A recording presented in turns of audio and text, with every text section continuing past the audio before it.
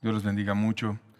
Estamos agradecidos con Dios porque estamos terminando de estudiar el libro de Segunda de Samuel y Dios ha sido bueno y nos ha enseñado muchas verdades importantes dentro de este libro. Y bueno, queremos terminar con una enseñanza hermosa que Dios dejó para nosotros sobre la era de Arauna. Y a manera introductoria quisiera abrir la enseñanza con el Salmo 118, versos 8 y 9, recordando lo importante que es confiar en Dios. Salmo 118, versos 8 y 9, lo leemos juntos. Dice: mejor es confiar en Jehová que confiar en el hombre.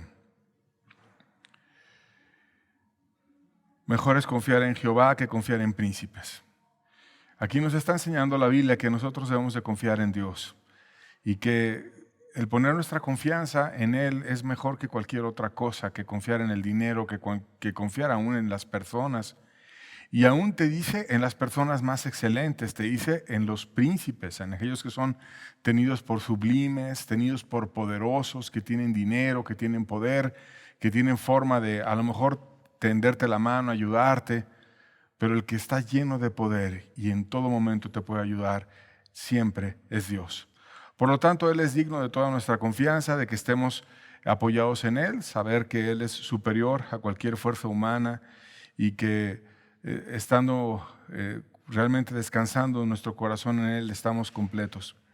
Y en la historia de hoy, que vamos a ver sobre lo que ocurrió en esa era de Arauna, vamos a ver un juicio que ocurrió en la nación por un envanecimiento, dejando de confiar en Dios y empezando a confiar precisamente en el hombre, que los llevó a desviarse bastante, y cómo Dios en su misericordia vino y restauró todo en ese lugar precisamente, que es la era de Arauna. Y bueno, vamos a orar juntos para pedirle a Dios que Él venga y nos bendiga y nos ayude a entender las enseñanzas en su palabra. Padre bueno, te pedimos, Señor, tu misericordia para nosotros, Señor.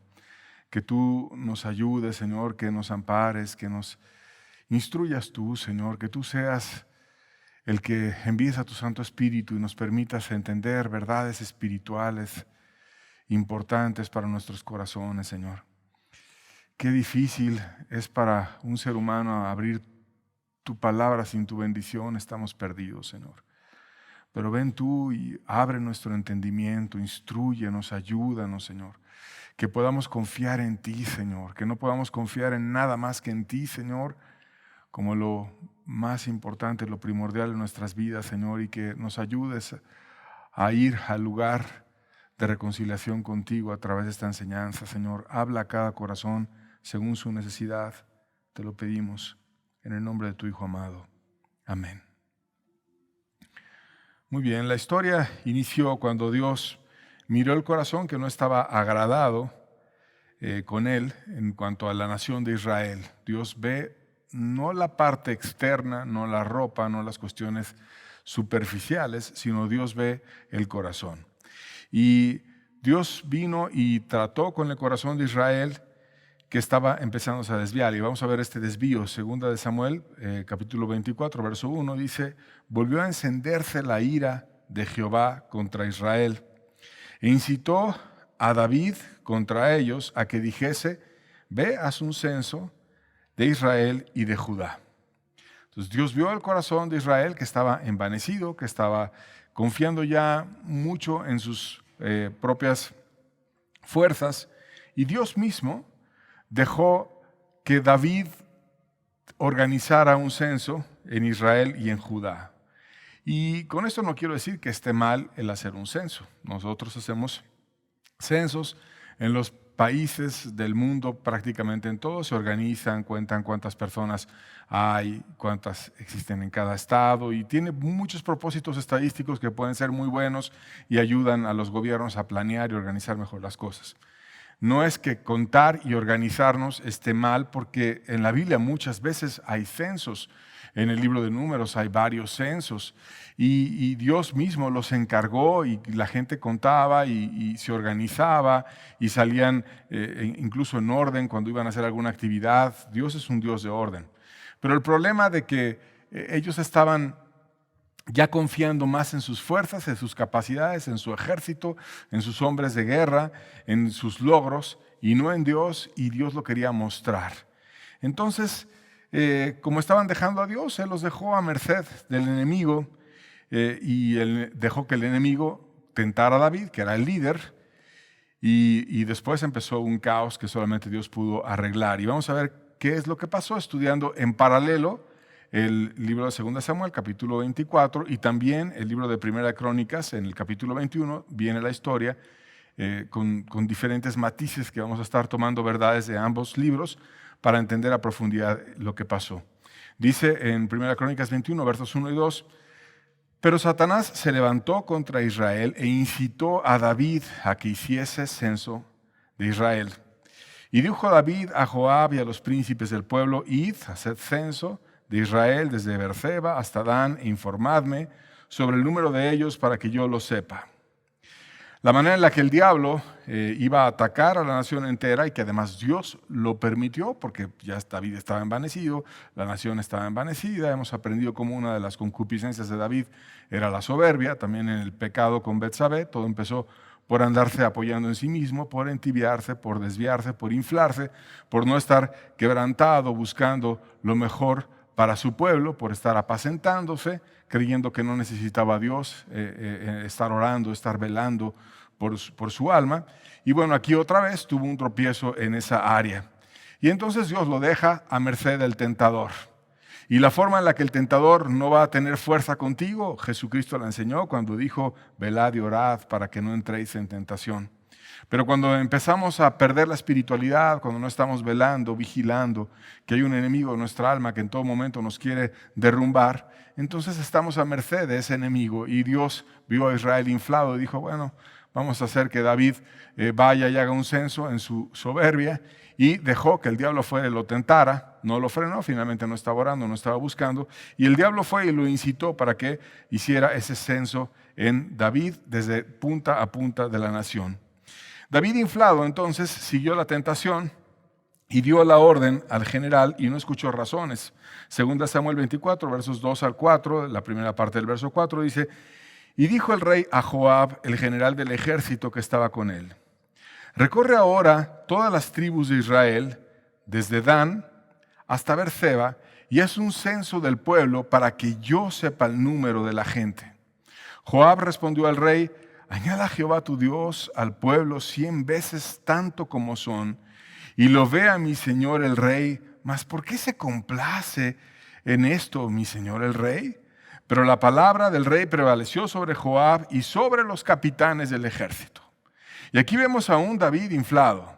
Estaba diciendo, yo quiero que vayas y cuentas cuántos son para que yo lo sepa, para que yo pueda entender qué recursos tengo, para que yo lo pueda dirigir, para que entienda qué tantas personas tengo en esta tribu, qué tantas personas tengo en esta otra tribu. Y empezaba a apoyarse en su ejército y no en Dios. Y el ejército estaba en el lado correcto. Si te pones a pensar, quizás humanamente el más interesado en entender cuántos recursos habría hubiera sido el general o el ejército para saber de cuántos hombres podrían disponer. Sin embargo, ellos estaban en el lugar correcto, estaban confiando en Dios. Y por eso es que eran aguerridos, por eso es que eran valientes, por eso es que eran triunfadores, por eso es que Dios les dio bendición en donde quiera que fueron. Y el general empezó a argumentar, y es interesante que el pasaje dice que no solamente Joab, que era el general, sino también sus capitanes, o sea, los más importantes que coordinaban al ejército, el general supremo Joab, pero también los otros fueron y hablaron con David. Y empezaron a argumentar, y Joab empezó a decirle, ¿por qué te complaces tú en eso?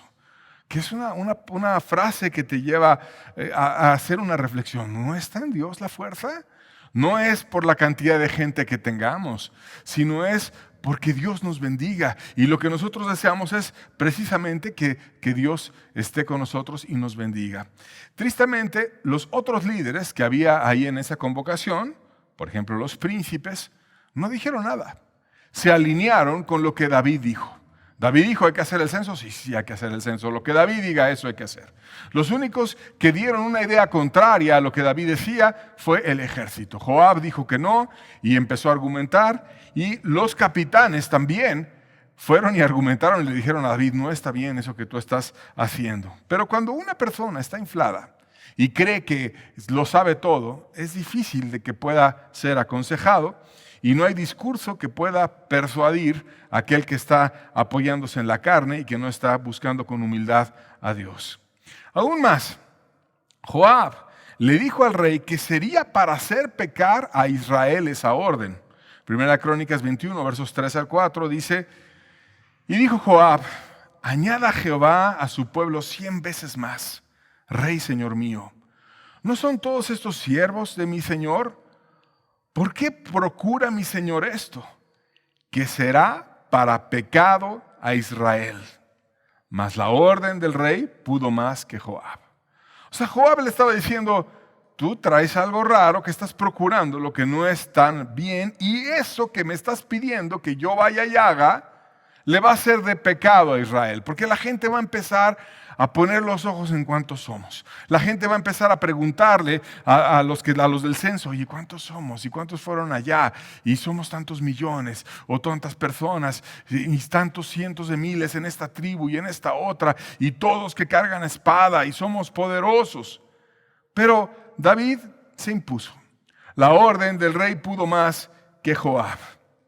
Y ahora, aquí hay una observación interesante, que es: si Joab creía que esto era para hacer pecar a Israel, no debió de haber obedecido la orden.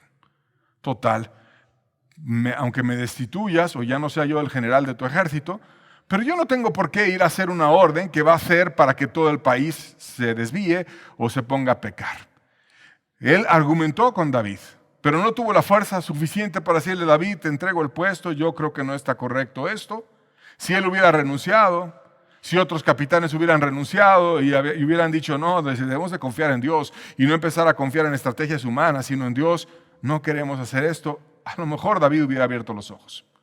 Pero estuvieron ellos dejándose guiar por un rey que les estaba pidiendo algo, que tenían el testimonio en su corazón que era desviado, que tenía una forma de actuar que iba a tentar a Israel a apoyarse más en la carne, y Dios estaba viendo el corazón de toda la nación, que ya estaba viendo sus dones, sus capacidades, su fuerza, su ejército, su dinero, sus armas, sus triunfos, pero que no lo estaba viendo a él, y por eso estaba permitiendo que ellos cayeran en ese enorme tropiezo.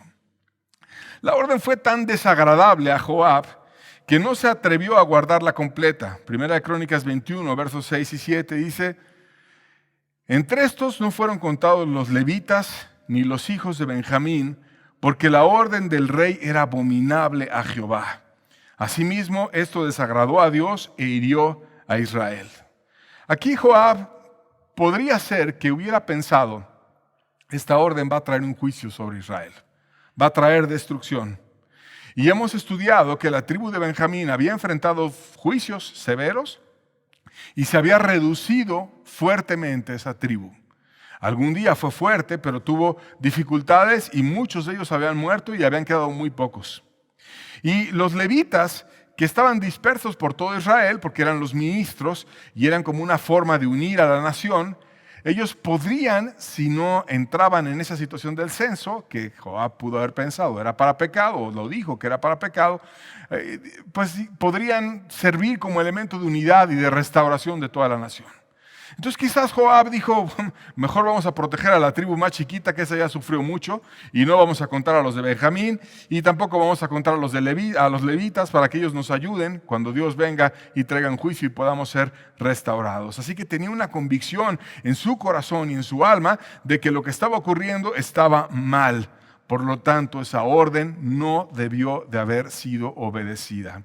Y qué peligroso es cuando un líder se pone a decir órdenes o conceptos o situaciones o cuestiones que no están conforme a las verdades y al testimonio del Espíritu en el corazón, y los otros, por obedecer en la carne o de una manera inadecuada, por un servilismo al hombre y poner en primer lugar al hombre que a Dios, empiezan a decir: bueno, no estoy de acuerdo, argumentan, pero terminan siguiendo los pasos de ese líder.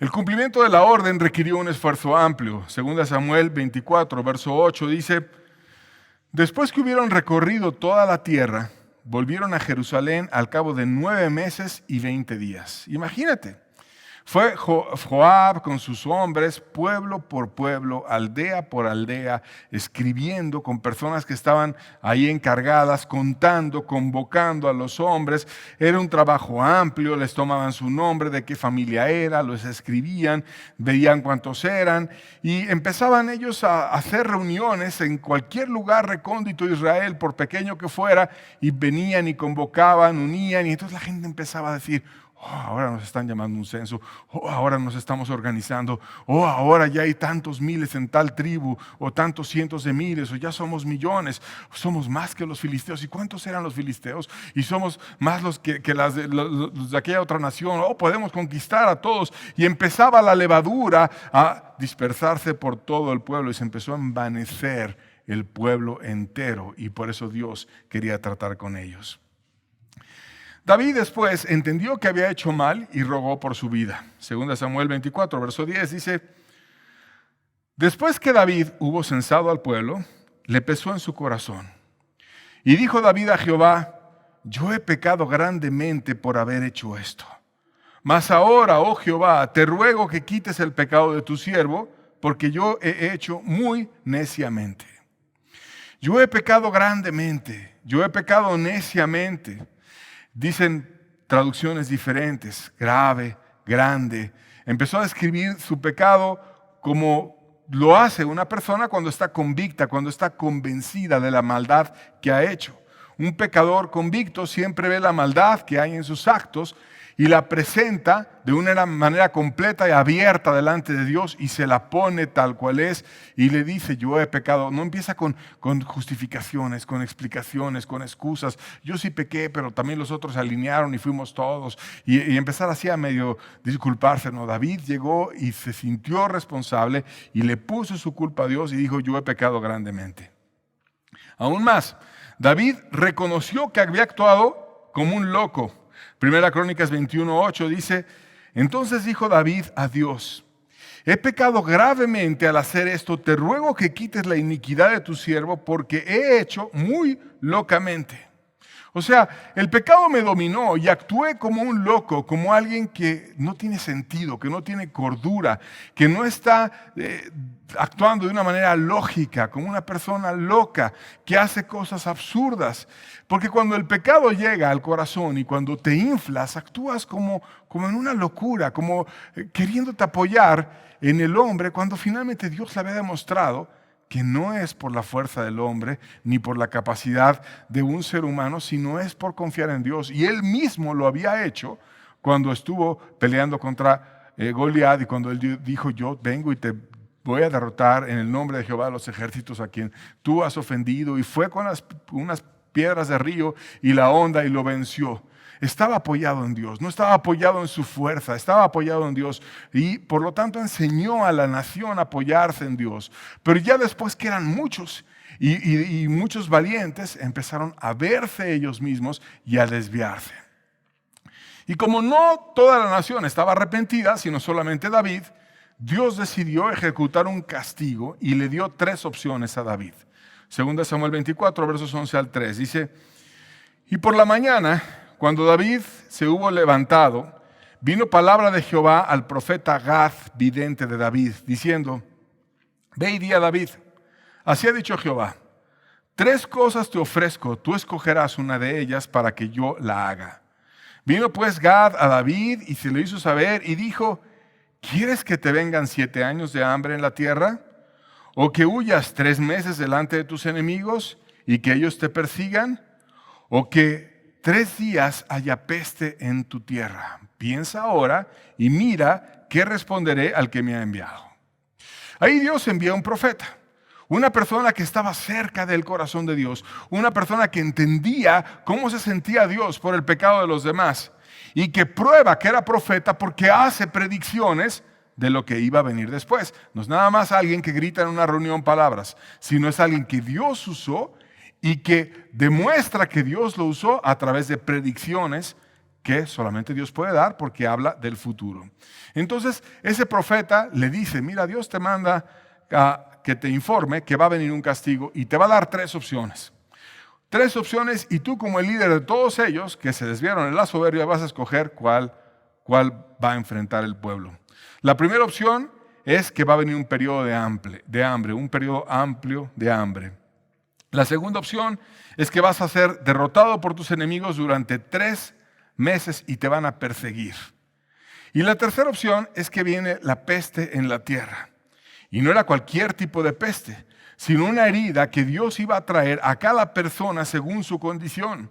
Y esta tercera opción en especial se explicó y se desglosó. Vamos a ver cómo Dios la desglosó en 1 Crónicas 21, verso 12, la segunda parte. Dice: o por 3 días la espada de Jehová, esto es la peste en la tierra, y que el ángel de Jehová haga destrucción en todos los términos de Israel.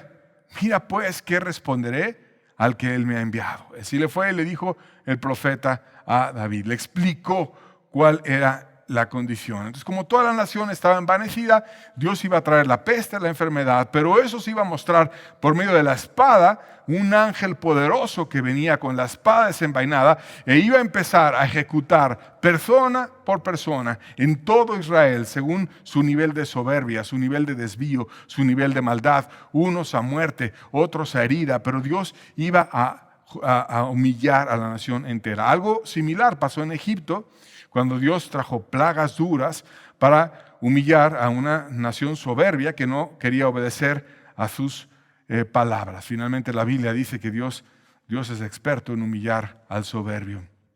¿Tú qué hubieras escogido? David tuvo esas 3 opciones.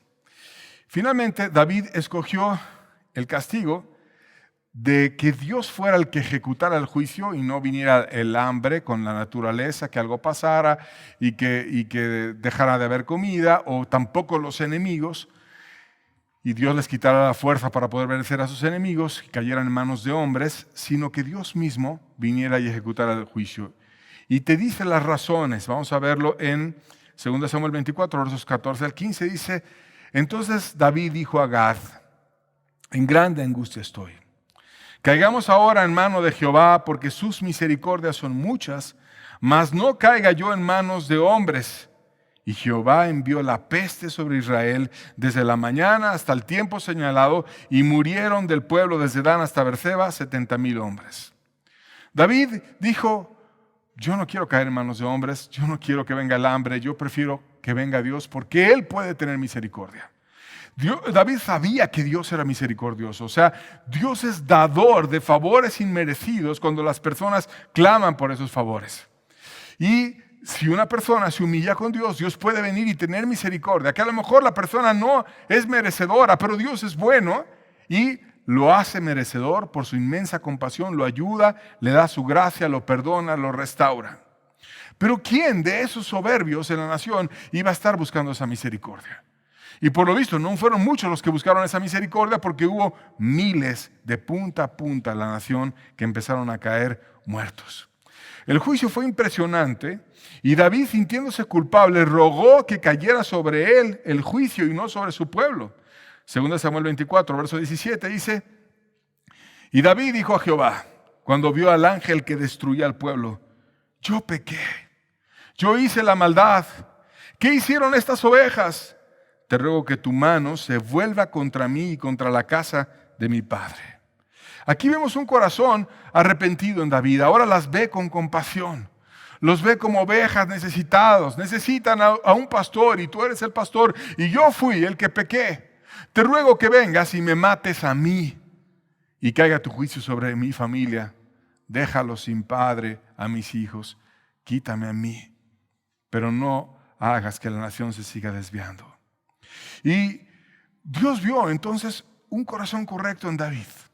¿Por qué un corazón correcto? Porque primero estaba todo desobligado, envanecido, apoyándose en la carne, no teniendo cuidado. Le decían sus generales y sus hombres: vas a hacer pecar a Israel, todo ligero, todo superficial. Y va y se pone necio y persevera en tratar de hacer el censo hasta que lo logra.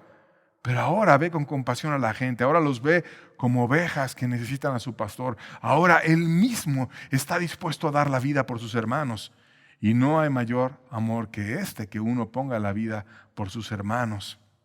Y entonces cuando Dios vio ese corazón correcto en David, le indicó: a David el lugar a donde debía de ir. 2 Samuel 24, versos 18 al 19. Y Gad vino a David aquel día y le dijo: sube y levanta un altar a Jehová en la era de Arauna Jebuseo. Subió David conforme al dicho de Gad, según había mandado Jehová. O sea, Dios cuando vio, está dispuesto a morir por su pueblo. Él quiere aún dar su vida. Lo mandó a un lugar donde podía él ofrecer un sacrificio que iba a ser acepto a Dios. Porque no es nada más llegar y hacer una oración mágica, Él acepta a Cristo, cualquier cosa, sino es que Dios acepte ese sacrificio. Lo importante es que Dios diga: te perdono y extiendo mi perdón sobre la nación entera. Entonces lo manda a un lugar, y aquí es donde entra el tema del mensaje. Lo manda a la era de Arauna, un Jebuseo, un lugar escogido por Dios, un lugar para reconciliar a la nación entera que estaba desviada en su soberbia con Dios. Y el nombre de Arauna te enseña mucho, porque ese personaje tiene dos nombres en la Biblia. En 2 Samuel se le llama Arauna y en 1 Crónicas se le llama Ornán, como por ejemplo a Mateo era Mateo y era Leví. Y sus nombres es algo interesante, porque Arauna quiere decir el Señor, no es un nombre personal, sino es una manera de llamarle a alguien importante, el Señor, eso quiere decir Arauna. Y Ornán, que es el nombre que él tenía de pila, quiere decir que regocija, quiere decir fuerte y quiere decir héroe. Entonces cuando se refiere a la era de Arauna o la era de Ornán, está hablando, porque la era es un terreno, el lugar del Señor, el que es fuerte, el que es heroico, el que trae gozo. A eso se refiere ese lugar. Y ahora no pensando en el nombre, sino pensando en la persona en sí. Esa persona, Arauna u Ornán, era un jebuseo. O sea, no era un israelita, sino era un extranjero incorporado que amaba a el pueblo de Israel.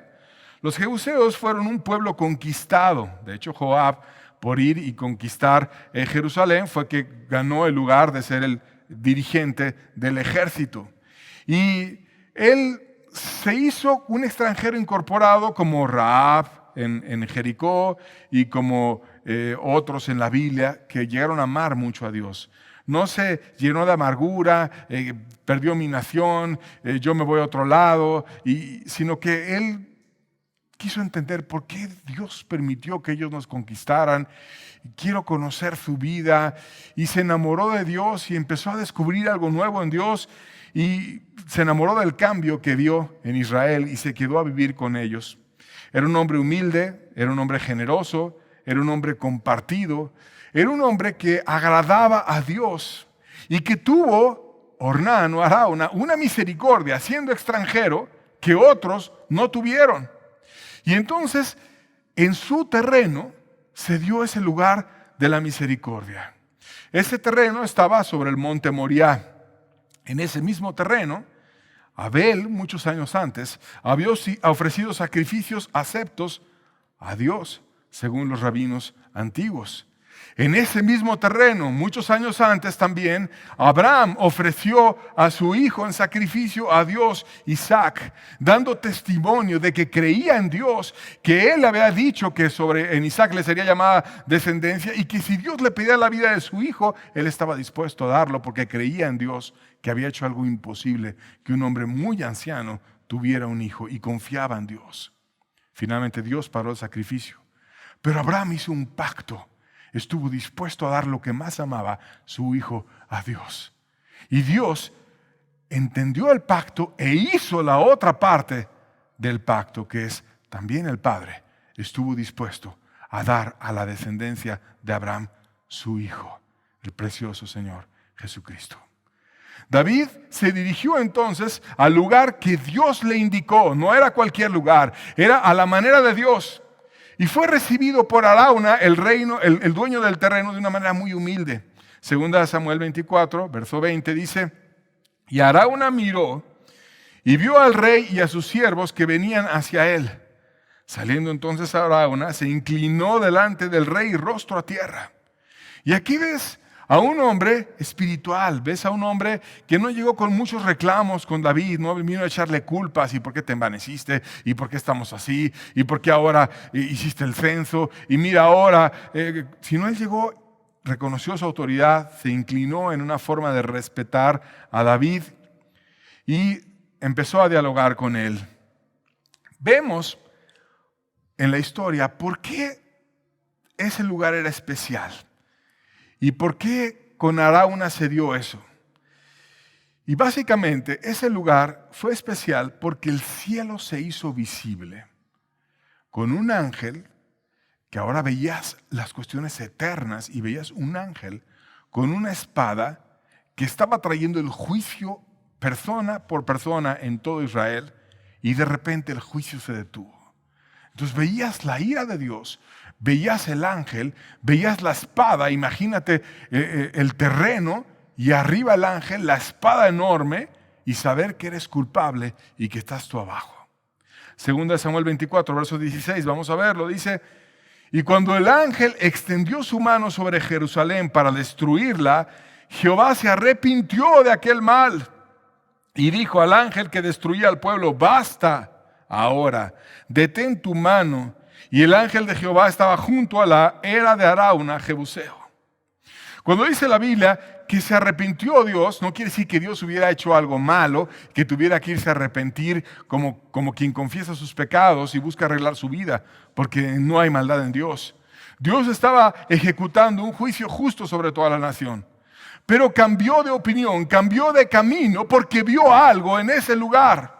Vio a un hombre, vio a Arauna, y llegó y estaba el ángel, y dijo Dios: no en ese lugar, detente.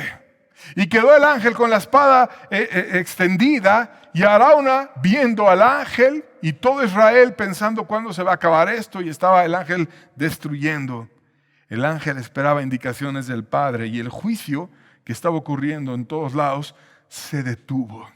Se detuvo en la era de Arauna, Jebuseo, en la era de un extranjero, en la era de Arauna, en la era de Ornán, en la era del Señor, el fuerte, el heroico, el que regocija y el que hace un cambio en el alma.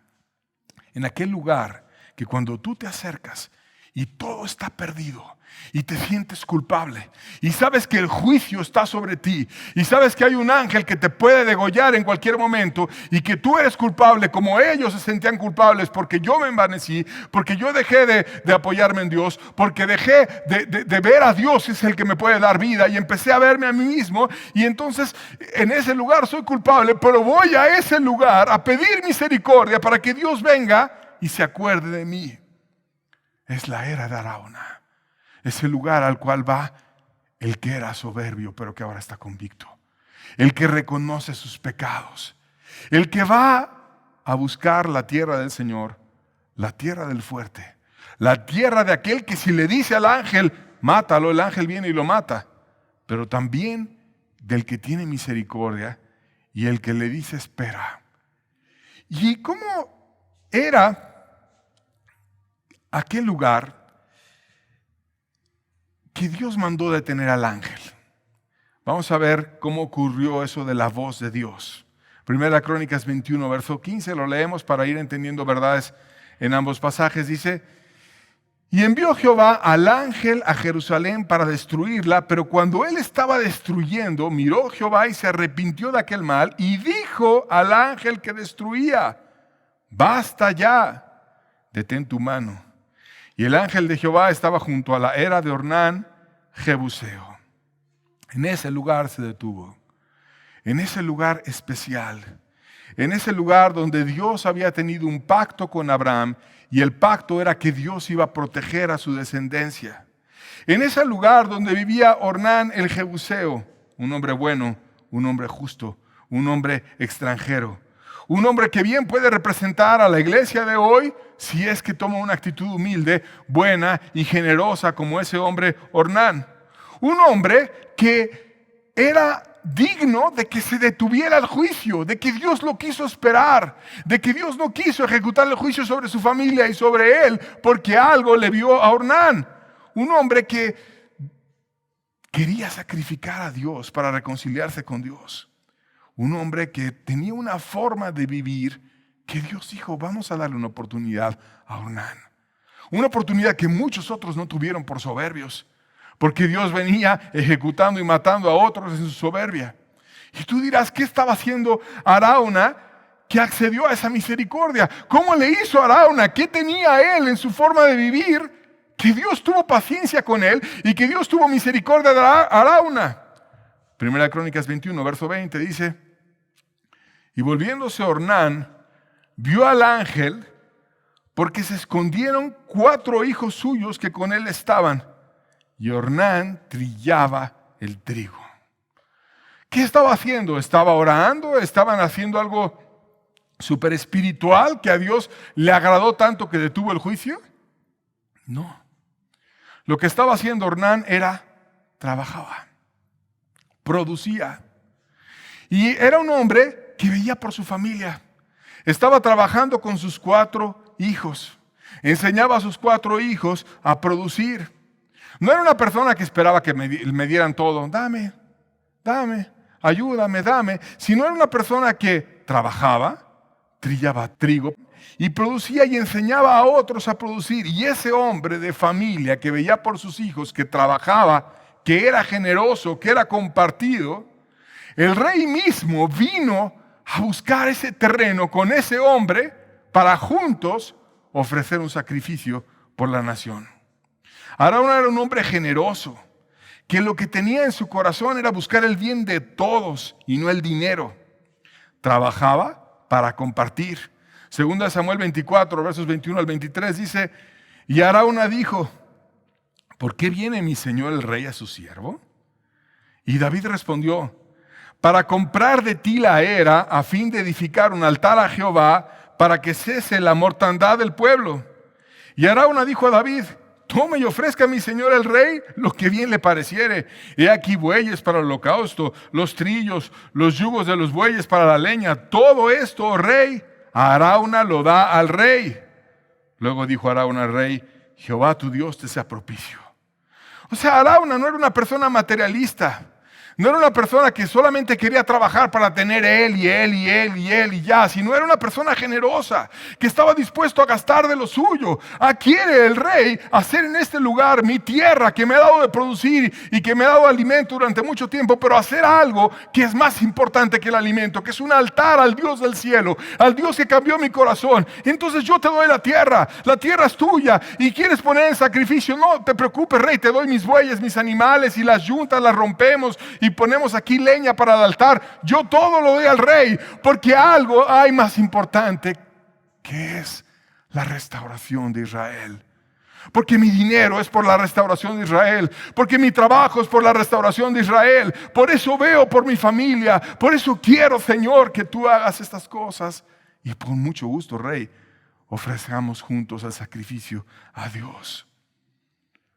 Porque el honor de Dios, la salvación del perdido, la misericordia que podemos buscar juntos son mejores que el dinero que me puede dar esta tierra.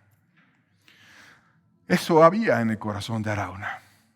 Y Dios veía el corazón de Arauna y por eso, porque era una persona generosa, misericordiosa, detuvo el juicio sobre su casa y no se atrevió, dijo, vamos a esperar a que ese Arauna ofrezca un sacrificio por él, por su familia y junto a él todo Israel. David no se aprovechó de la generosidad de ese hombre bueno. ¿Qué hizo David? Que era el rey y podía dar cualquier orden. Y además le estaban ofreciendo un regalo. Segunda Samuel 24, la primera parte dice, y el rey dijo a Arauna, no, sino que por precio te la compraré. Porque no ofreceré a Jehová mi Dios holocaustos que no me cuesten nada. No, yo te voy a comprar esta tierra. Gracias, Arauna, que tú quieres dar este terreno para que podamos adorar juntos a Dios, pero yo te la voy a comprar por precio. El rey quiso pagarlo por sí mismo, de su dinero. Yo no voy a venir y voy a tomar tu dinero, Arauna, para ofrecer sacrificios a Dios. ¿Cuántos hay que hacen caravana con sombrero ajeno? Quizá juntamos una ofrenda muy importante para no sé qué y la mandamos a esto y a esto, a otro, y no dieron un peso a ellos. Y se creen mucho por el dinero que dio otro. David no era así, como esos que están llenos de soberbia, presumiendo ofrendas que otros dan, sino David dijo, no, espérate, yo quiero dar de lo mío. Yo vengo contigo a que juntos busquemos a Dios en el lugar que Dios escogió, y el lugar que Dios escogió es tu tierra. Así que te la voy a comprar, porque va a ser la nación. Porque no voy a dar a Dios un holocausto que no me cueste. Yo voy a dar algo que me cueste. No como muchos religiosos que se quieren recargar el día de hoy, no quieren dar nada a Dios, le quieren dar lo último, algo que no les cueste nada. Cuando Dios es bien merecedor de que demos toda nuestra vida por Él. Esta verdad, varias veces Dios la enfatiza en la Biblia. David fue decidido en querer dar de lo suyo. Primera de Crónicas 21, versos 24 a la segunda parte del verso, dice, no, sino que efectivamente la compraré por su justo precio, porque no tomaré para Jehová lo que es tuyo, ni sacrificaré holocausto que nada me cueste. ¿Qué hubieran dicho muchos líderes avaros? Amén, hermano, Dios te lo multiplique y Dios te dé más. Pero David no era ladrón. David no era una persona que se colgara de lo que otro iba a dar. No era un vividor de las ovejas que vengo allá que tú me mantengas, sino una persona que yo vengo a dar de lo mío para Dios. Y yo vengo contigo para que ofrezcamos juntos a Dios, porque a Dios le agrada tu vida y detuvo aquí el juicio. Y este lugar es importante. Dios recibió el sacrificio y retiró el juicio. Primera Crónicas 21, versos 26 al 28, dice, y edificó allí David un altar a Jehová, en el que ofreció holocaustos y ofrendas de paz, e invocó a Jehová, quien le respondió por fuego desde los cielos en el altar del holocausto. Entonces Jehová habló al ángel y él se volvió su espada a la vaina. Y viendo David que Jehová le había oído en la era de Ornán Jebuseo, ofreció sacrificios ahí. La forma en la que Dios respondió es por medio de fuego en el altar. Un altar que no tuvo fuego humano, que tuvo fuego del cielo. Y cuando uno va a ofrecer un arrepentimiento sincero ante Dios y decir, perdóname por mis pecados, Dios hace ese milagro. Si tú pones tu corazón de una manera humilde y correcta ante Dios, Dios viene y trae fuego real, trae su presencia, trae un testimonio, trae algo de seguridad y de certeza que solamente Dios puede dar y que no hay hombre que pueda encender ese fuego. Y el que trae el fuego se nota y el que lo perdió también. Entendió David mismo que en este lugar Dios quería ser un centro de invocación y de proclamación de misericordia, y dejó ese lugar como un lugar totalmente especial, el lugar donde Dios respondió con fuego para que el sacrificio fuese acepto. Primera Crónicas 22, verso 1 dice, y dijo David, allí estará la casa de Jehová Dios, el altar del holocausto para Israel. En ese lugar, el lugar donde reina la misericordia, el lugar que Dios escogió, el lugar del heroico, el lugar del Señor, el lugar del fuerte, la era de Arauna, el lugar que Dios seleccionó, el lugar donde después hicieron el templo de Salomón y donde mucha gente podía ir a derramar su corazón a Dios, porque Dios había escogido ese lugar para búsqueda y reconciliación de la nación entera y de todas las naciones. Y por eso fue incluso una tierra que pertenecía a un extranjero. Jesucristo es nuestra era de Arauna, nuestro lugar de misericordia, nuestro acceso al Padre.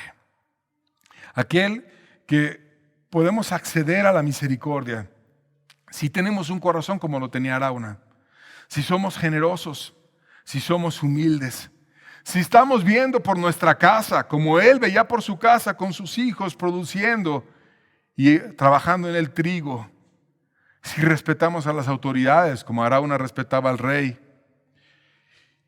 y si nosotros vamos a Cristo con ese corazón, como Arauna tenía un corazón generoso, presentándonos con toda humildad, Él puede venir y puede hacer que el juicio se detenga sobre nosotros.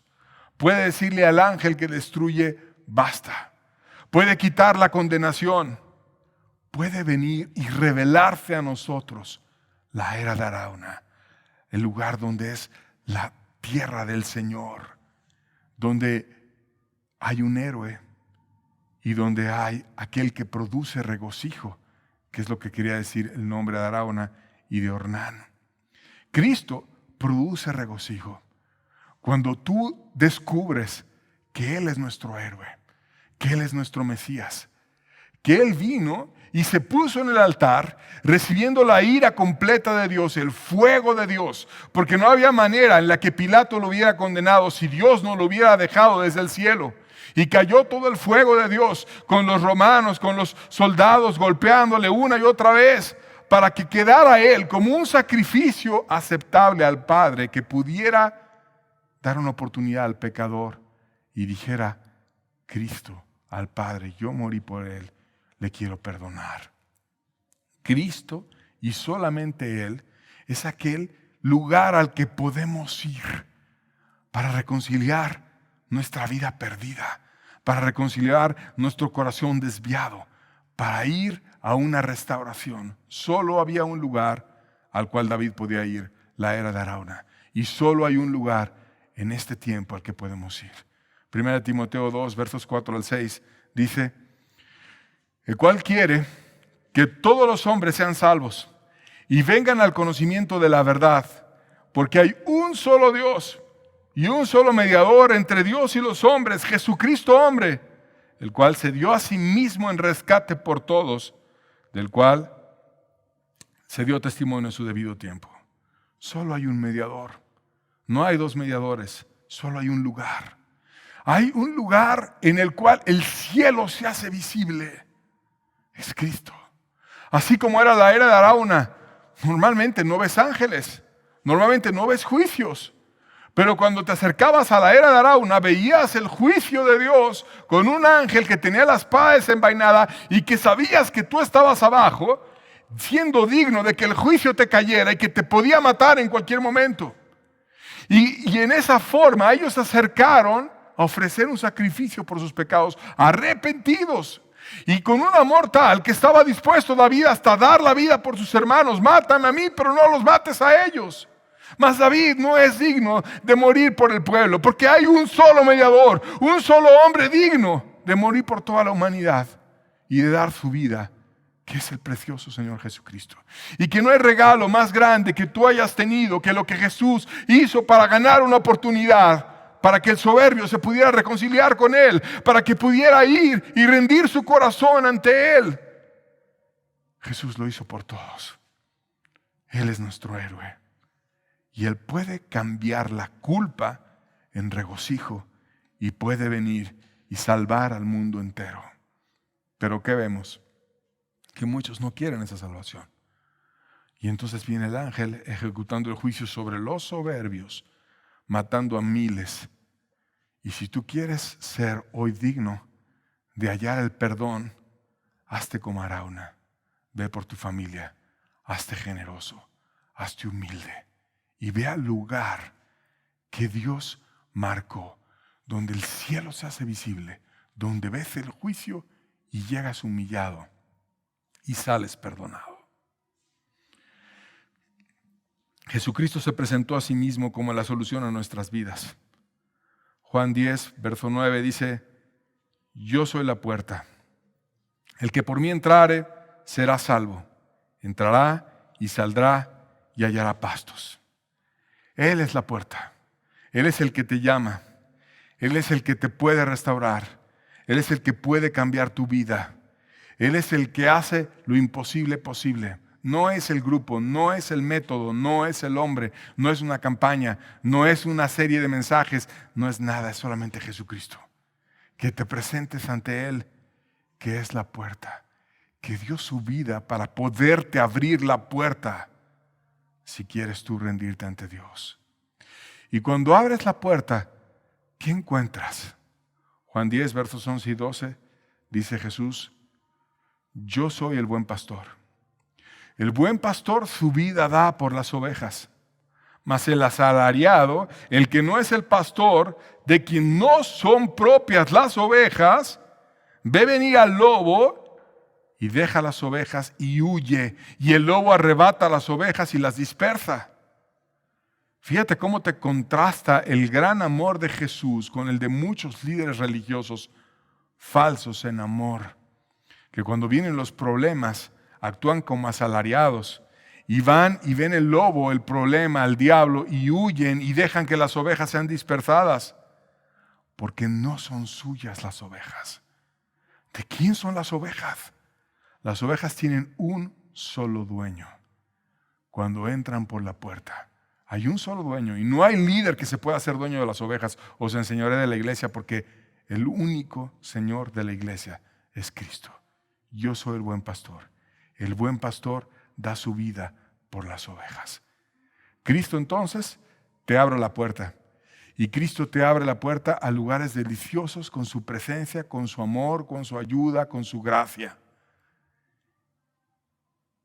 ¿Por qué no vienes tú hoy y le pides a Cristo y derramas tu corazón y te humillas ante Cristo para que Él pueda hacer ese milagro? ¿Por qué no te acercas a la era de Arauna y buscas el perdón por tus pecados y ruegas a Dios que Él venga y cambie tu corazón? David salió diferente, Arauna salió diferente, tú puedes salir diferente. Vamos a ministrar al Señor y a buscar su ayuda y su gracia.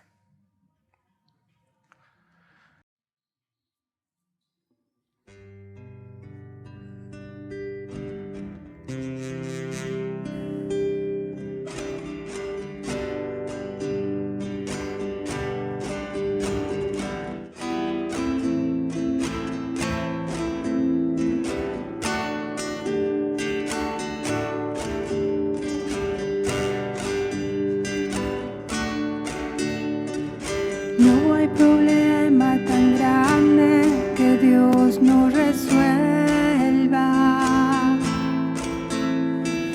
No hay montaña tan alta que Dios no la mueva. No hay circunstancia contraria que Dios no la cambie. No hay dolor ni angustia que Dios no la sane. No hay problema tan grande que Dios no resuelva. No hay montaña tan alta que Dios no la mueva. No hay circunstancia contraria que Dios no la cambie. No hay dolor ni angustia que Dios no la sane. Si Él llevó las cargas del mundo sobre sus hombros, las cargas que a ti te agobian, Él las llevará. Si Él llevó las cargas del mundo sobre sus hombros,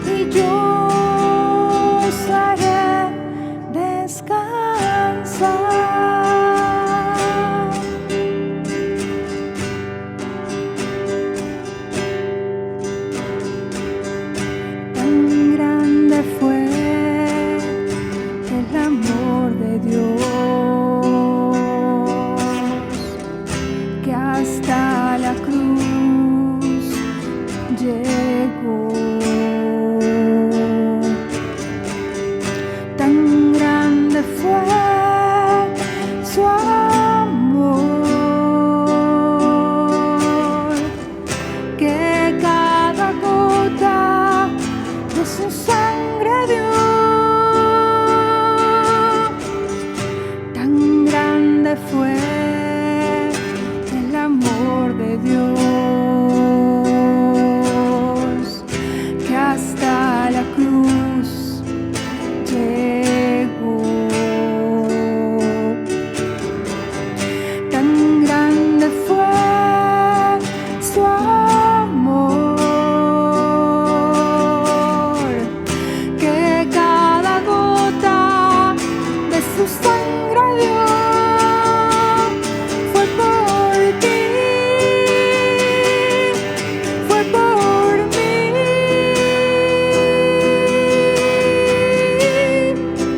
para perdonarnos. Fue por ti, fue por mí,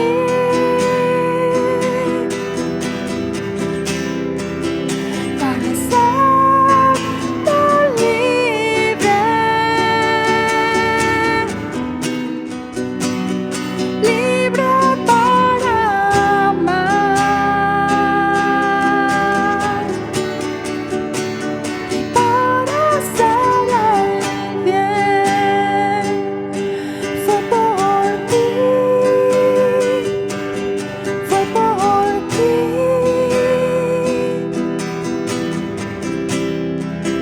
para perdonarnos. Fue por ti, fue por mí, para hacernos libres,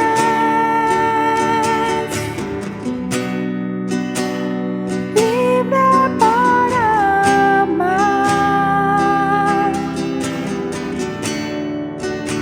y para hacer el bien.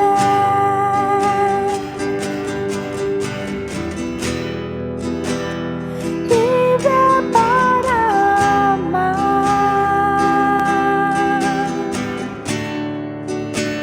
y para hacer el bien.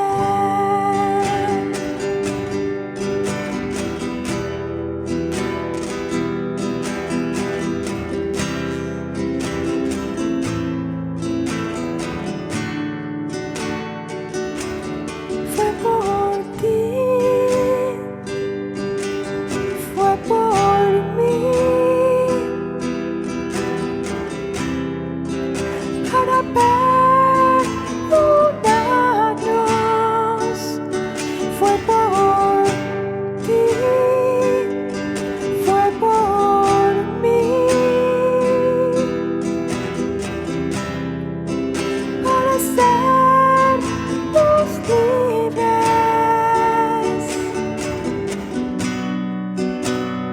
libres para amar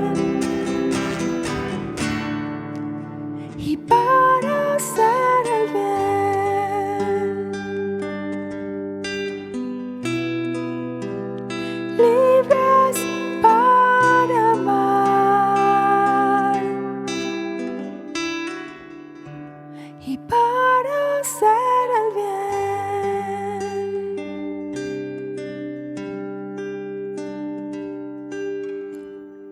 David estaba arrepentido de haberse envanecido y de haberse apoyado en sus fuerzas y dejar a Dios. Solo tenía un lugar. No había otro lugar, había un solo lugar, la era de Arauna, para ir. Si tú estás arrepentido de tus pecados, solo tienes un lugar: Jesucristo. Búscalo. Sé fiel y fuerte en buscarlo. Y entra por la puerta. Y haya pastos. Y sé su oveja. Dios te bendiga. Estamos despedidos. Que tengan buena tarde.